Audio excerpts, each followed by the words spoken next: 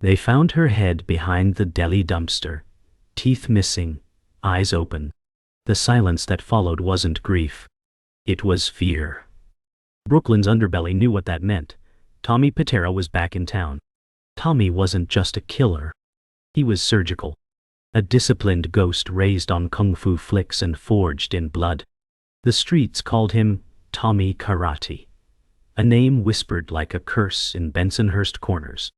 No flashy suits, no loud threats. Just discipline, violence, and ritual.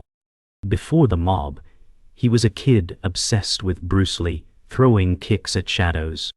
Now, he walked into murder scenes with a warrior's calm, clean hands, steady breath, no hesitation. He didn't just kill. He erased. Detective Marconi said, "I've seen mob hits, I've seen war crimes, but what Tommy did, that's something else." No one knew who the girl was.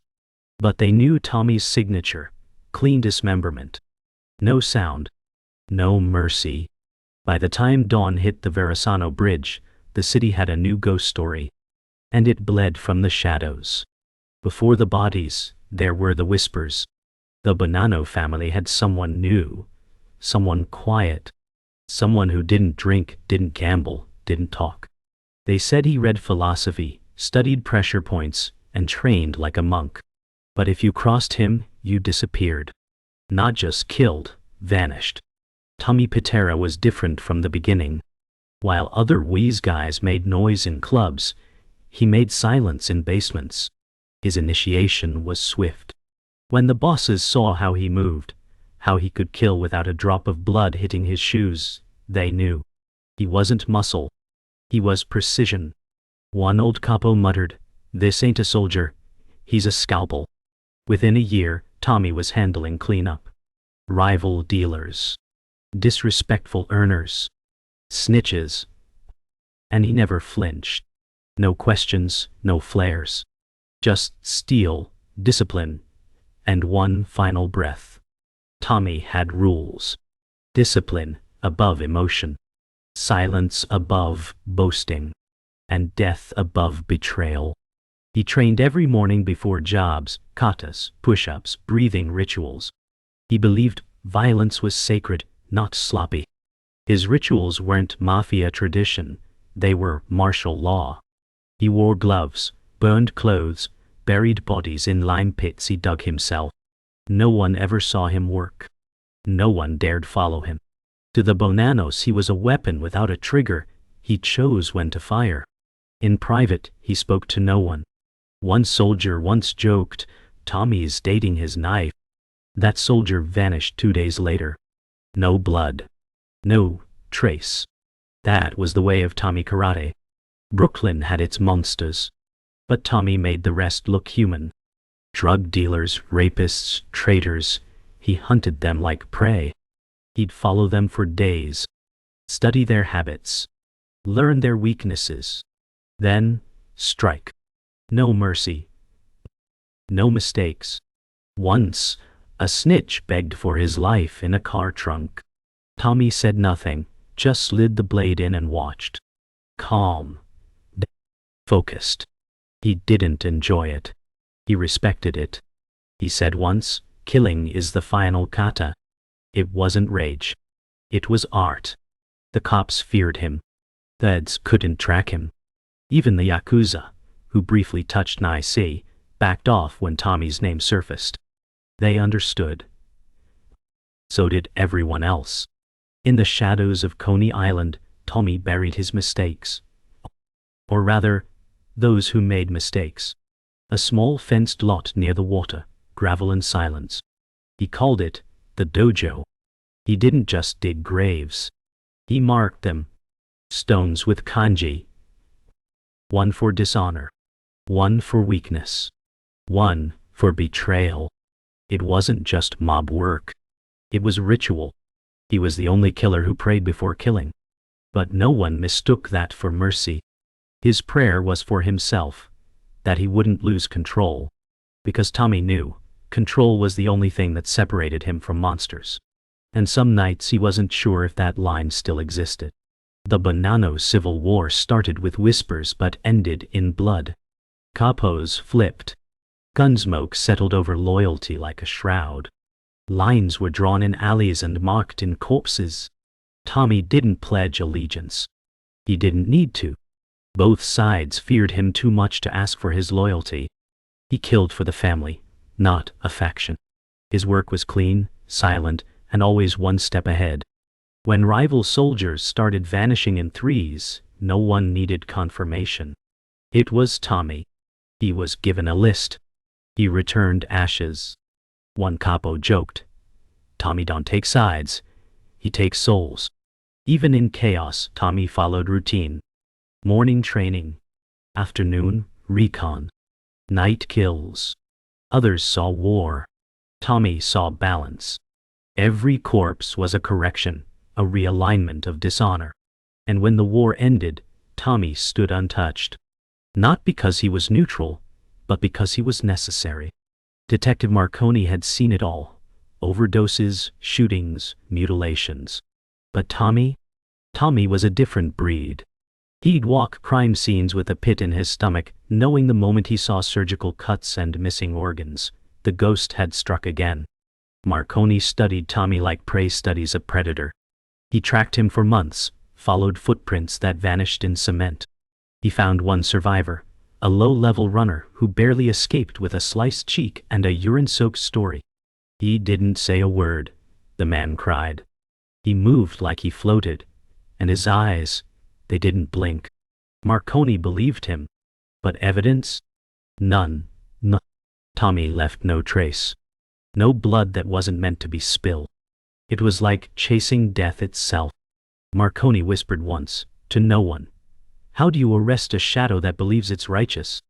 It wasn't until Tommy met Rosalie that anything changed. She was a waitress, part Sicilian, part lightning.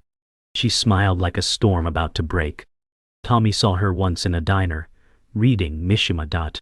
He didn't speak to her for weeks. Just left exact cash and watched. Eventually she said, "If you're gonna stalk me, you might as well order dessert." He smirked. That was rare. Rosalie didn't ask what he did. She just told him what he was missing. Laughter, warmth, music. She made him cassette tapes. He made her silent tea. For the first time, Tommy wanted something other than order. She said, "You don't need to fight your whole life."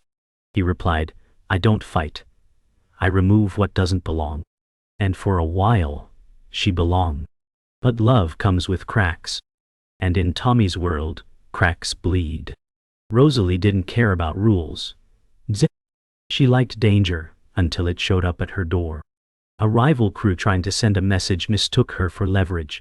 They broke in. They tied her to a chair. They thought they had power. They didn't know Tommy.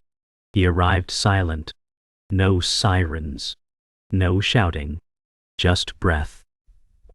Just movement. 5 men entered. Only Rosalie and Tommy left standing. She was covered in blood, none of it hers. Tommy's eyes were vacant as he cut the last man's throat, whispering in Japanese. Rosalie didn't scream. She just stared. He walked her home, hands shaking, silent again. At her door she said, "You saved me." He replied, "I destroyed them." That night they both lost sleep. For different reasons. After the rescue, Tommy changed. He became more brutal, more silent. The old Tommy killed for order. This Tommy killed to protect something fragile. Rosalie had cracked his armor. Now every job came with rage beneath the calm. He didn't wait for targets anymore. He hunted them first. The Bonanno crew noticed. "Tommy's working overtime," they joked. But no one laughed. He cleaned out a heroin ring in 3 nights. Left the last one impaled on a fence near the water. Rosalie knew. She didn't ask. But one night she said, "How long can you protect us before they make you disappear too?" Tommy had no answer. He only had fists, blades, and blood. And now love. The FBI was closing in. Not just on the Bonannos, but on everyone. RICO charges whispered through federal halls like thunderclouds. Task forces were assembled. Wiretaps spread like webs. And one name always surfaced, never confirmed: Tommy Pitera. He was the ghost no one could pin.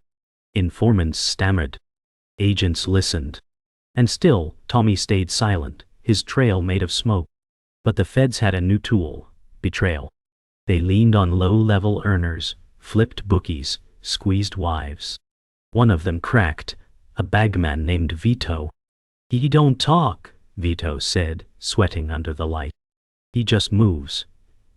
And when he does, someone don't come back." The agents smiled. They didn't need Tommy to talk. They needed proof he existed. Because for years, he'd been a myth with a body count.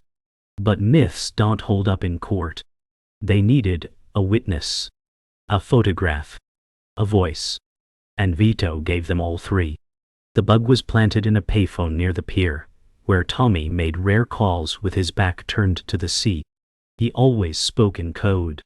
Always short. But that night, something cracked. He called Rosalie. "They're watching," he said. She replied, then stopped moving. But stopping wasn't in Tommy's blood. He told her to vanish, take the tapes, the books, the maps. She asked, "Where will you go?" He answered, "Where the wind doesn't carry sound." Tommy hung up. No goodbye. Just finality. The agents listened to the recording 20 times. One muttered, "Is he quoting a monk or planning a hit?" The truth? Both. Tommy was moving again. Not just to kill, but to disappear before the noose closed. He always knew how this story ended. The goal was to choose the chapter. The Bonanno leadership was fracturing. Indictments dropped like guillotine blades. And in the chaos, some saw Tommy as the future. Others saw him as a liability. He knew it. He could feel the cold eyes during sit-downs, the silence before friendly phone calls. Tommy had survived wars, betrayals, even love. But now, it was his own side setting the trap. They offered him a job, a cleanup in Jersey. He accepted. But he arrived early, sat in the dark, waited. 3 shooters came. He didn't blink.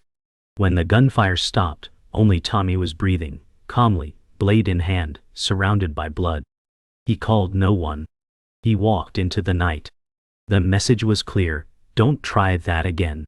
But the damage was done. Now he wasn't just a tool.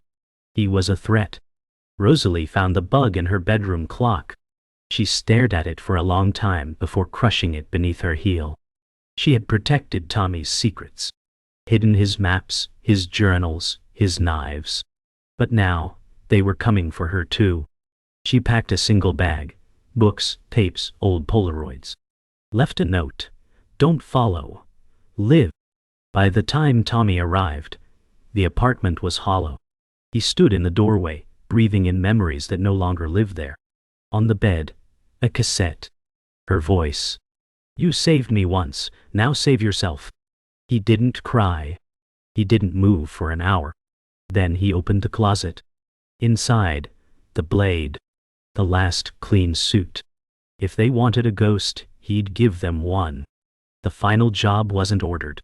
It was chosen. Tommy went after the one who flipped, Vito. Not out of rage. Out of balance. He watched Vito for a day. Coffee at the corner shop. Church with his mother. Late night walks like he wasn't marked.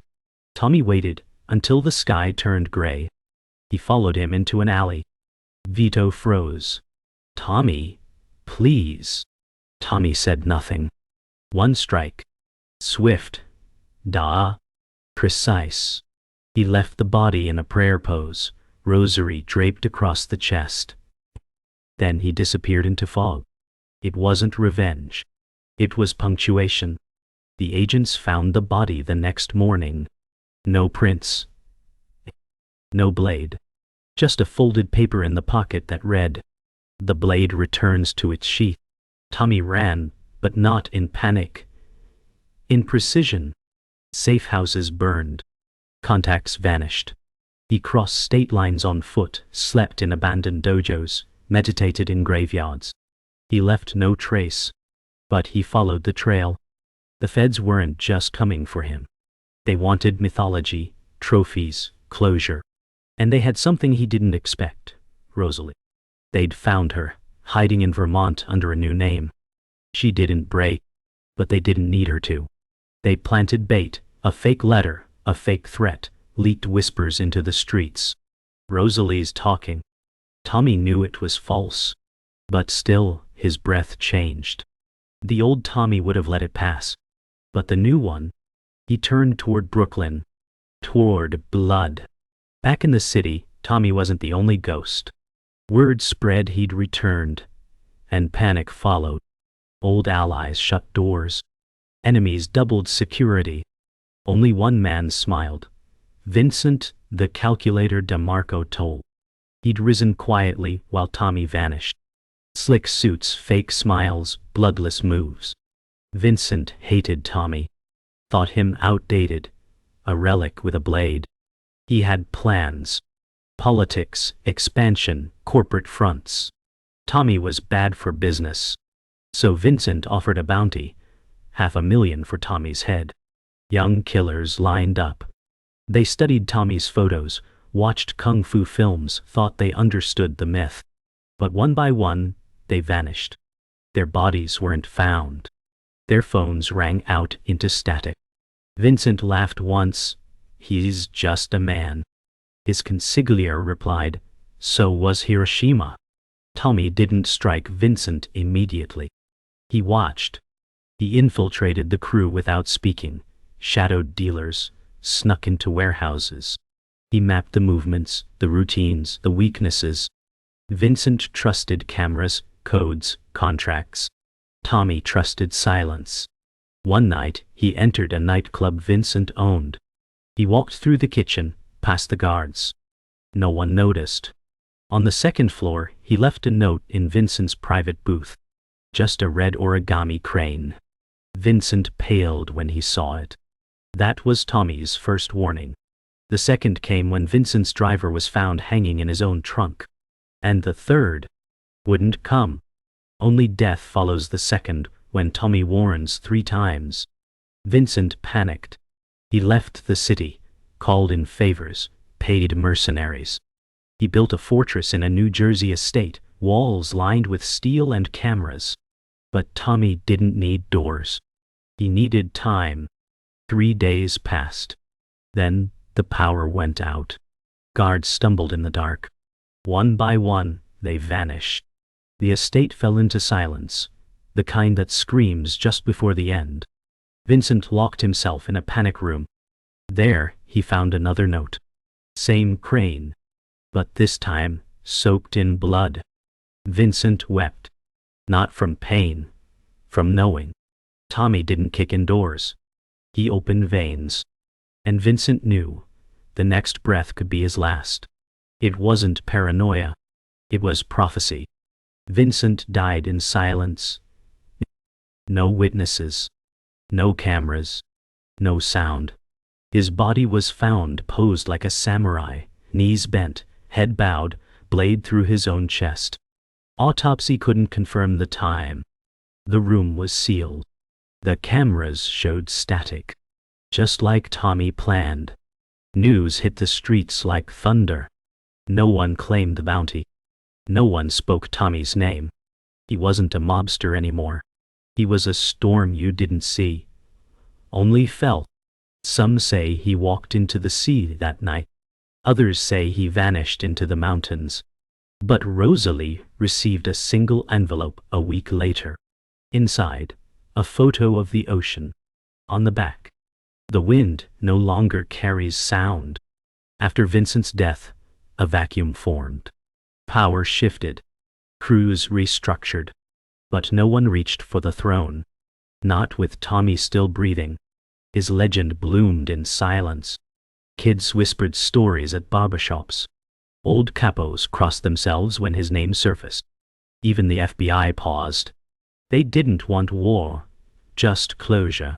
Agent Kravitz, the new lead, said, "If he's a ghost, let him haunt. We've got bigger monsters to catch." But ghosts don't retire. Tommy resurfaced once, A blurry photo at a cemetery in Kyoto. A man kneeling at a gravestone, head bowed. The inscription wasn't in English. No one could translate it fully.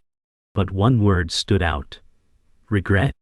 Tommy wasn't hunting anymore. He was remembering. But even memory can kill if it's sharpened.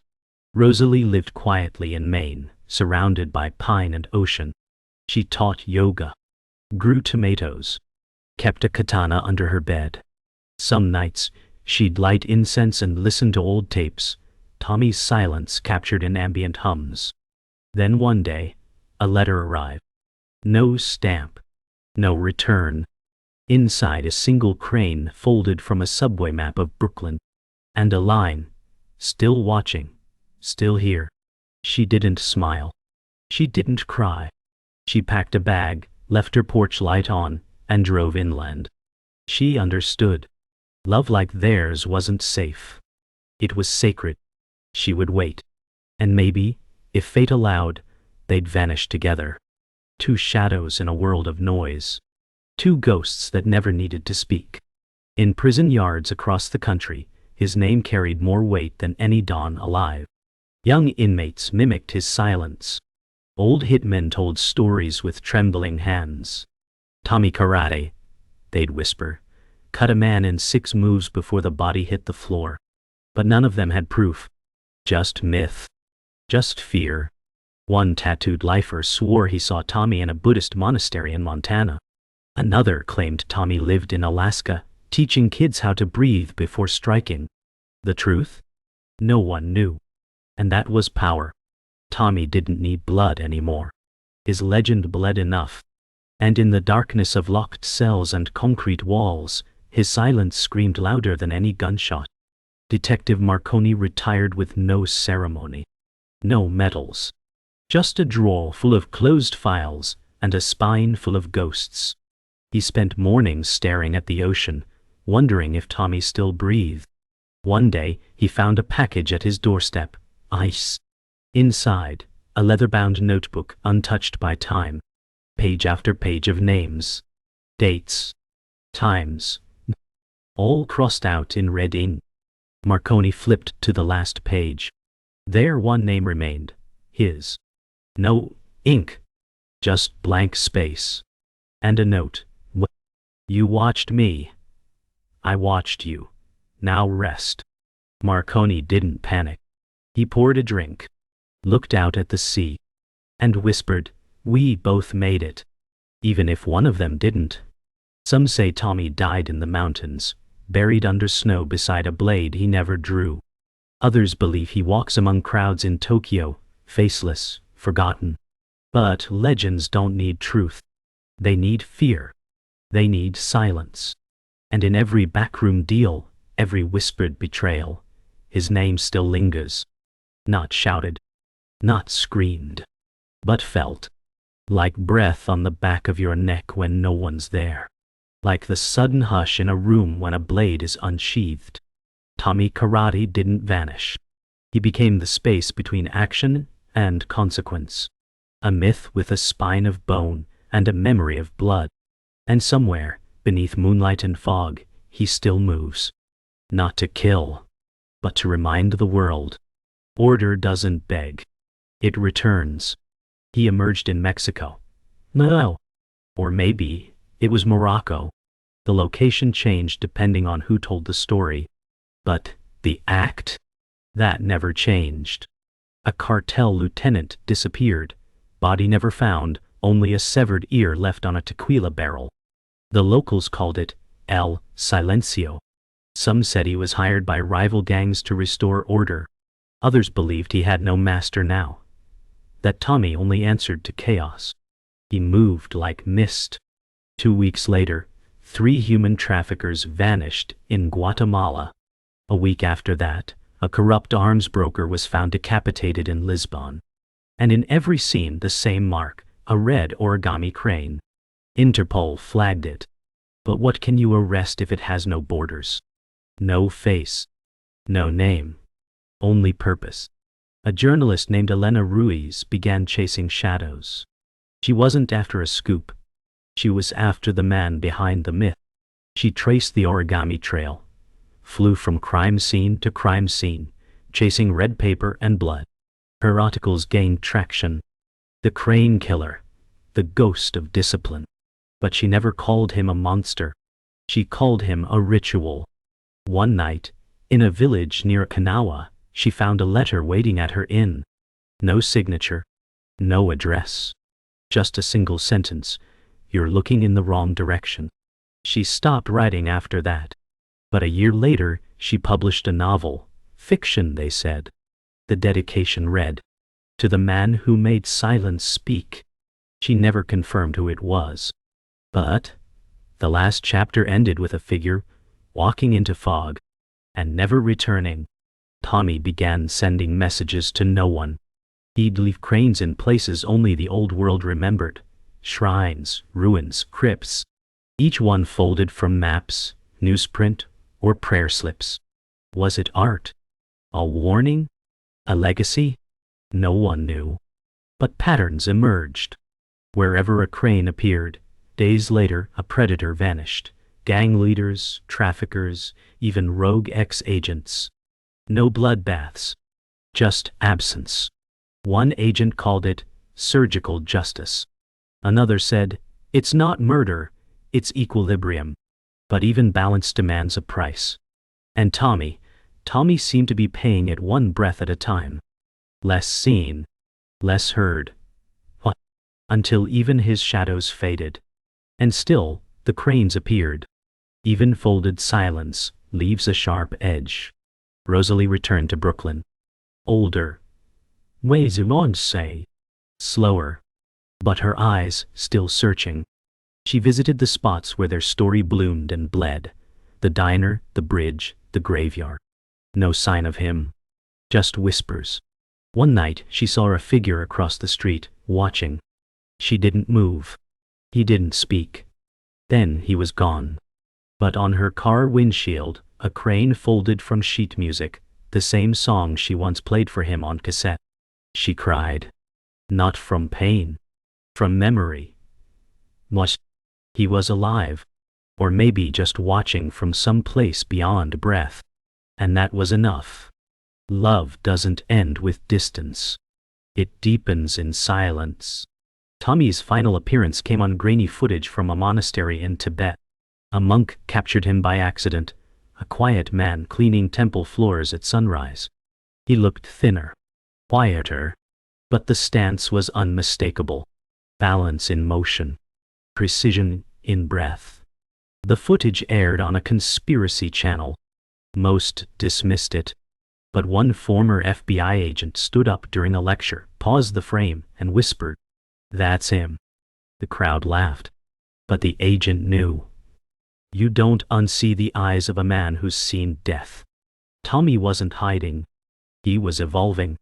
From soldier to ghost. From ghost to silence. And in that silence, the world shifted. Violence still thrived. But it flinched, just a little, in the shadow of a man who once carved justice with a blade. Tommy stood before a waterfall in Bhutan. Alone. The roar drowned all thought, all memory.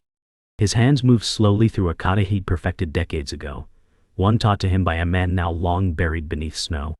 Each breath brought him closer to nothingness. He no longer killed. He no longer searched. He simply was. But even here, whispers found him. A courier arrived with a letter. No stamp. No sender. Inside, a red crane and one line. They're hunting the girl. He folded the note, placed it in the stream, and watched it vanish beneath the water.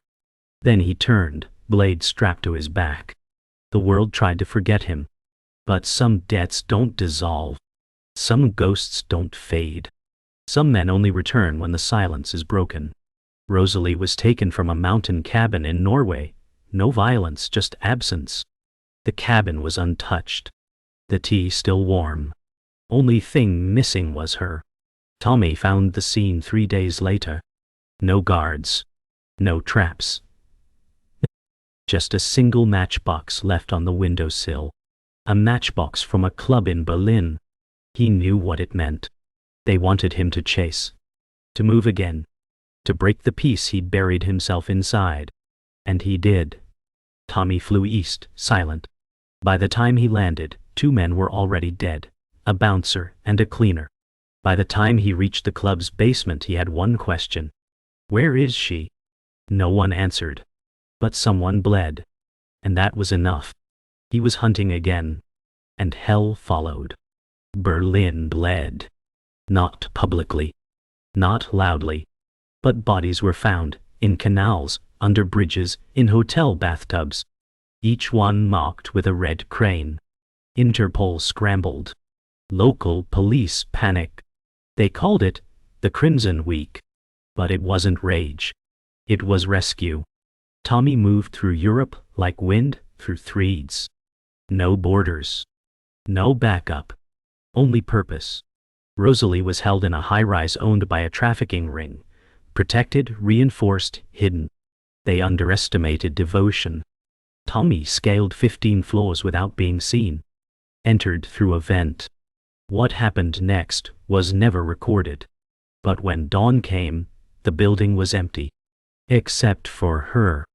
Alive, wife. Untouched.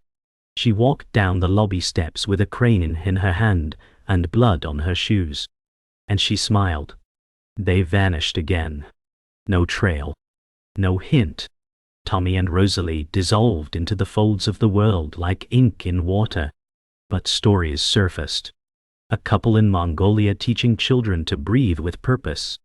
A quiet gardener in Peru who moved like a dancer.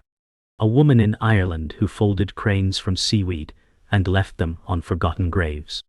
None confirmed. All believed. Tommy had stopped being a man long ago.